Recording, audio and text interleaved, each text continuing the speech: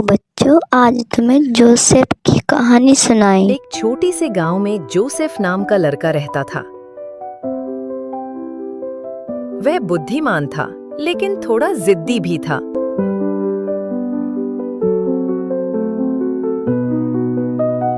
उसकी माँ और पिता उसे बार बार समझाते थे कि वह उनकी बात सुने और आदर करे, पर अक्सर वह सोचता था कि मैं बड़ा हो रहा हूँ, अब मुझे खुद सब समझ आता है, बार बार माँ पापा की बात क्यों मानूं?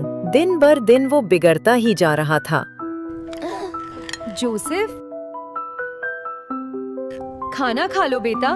मुझे ये खाना पसंद नहीं है। जोसेफ, ध्यान से बेटा, गिर मत जाना। मैं कोई बच्चा नहीं हूँ। जोसेफ, उसकी एक प्यारी सी दादी भी थी जो उसे हर रात एक ही वचन सुनाती थी। निर्गमन 20 अध्याय उसका 12 वचन। अपने पिता और अपनी माता का आदर करना, जिससे तेरी आयु उस देश में जो तेरा परमेश्वर यहोवा तुझे देता है बढ़ी रहे। लेकिन अब जोसेफ दादी की बातों से भी ऊब चुका था। जोसेफ, अपने माता और पिता का आदर करो।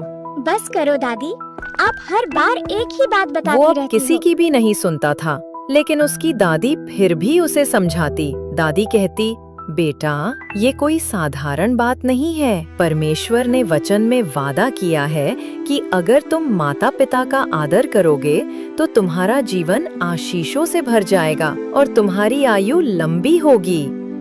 जोसेफ, खेलना बंद करो और चुपचाप घर आकर पढ़ाई करो। उसकी माँ भी उसे बहुत समझाती, लेकिन वो बिल्कुल भी नहीं सुनता था। जोसेफ ने कहा, माँ, आप हर बात में क्यों टोकती रहती हो? मैं संभाल लूंगा। एक दिन वह देर रात तक खेलता रहा।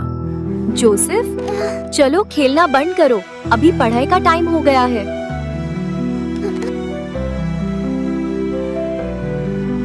अगली सुबह जोसेफ स्कूल में थका हुआ पहुंच गया।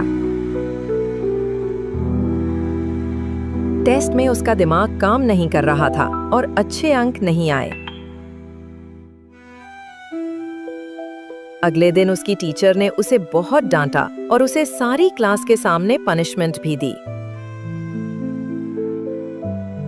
फिर शाम को जोसेफ उदास होकर घर लौटा तो माँ ने उसे गले लगाया और कहा, बेटा, मैंने तुझे रोका था क्योंकि मैं तुझे थकान और असफलता से बचाना चाहती थी। इसलिए जब माँ बाप सलाह देते हैं तो वो रोक टोक नहीं बल्कि सुरक्षा होती है। नीति वचन 1:8 से 9।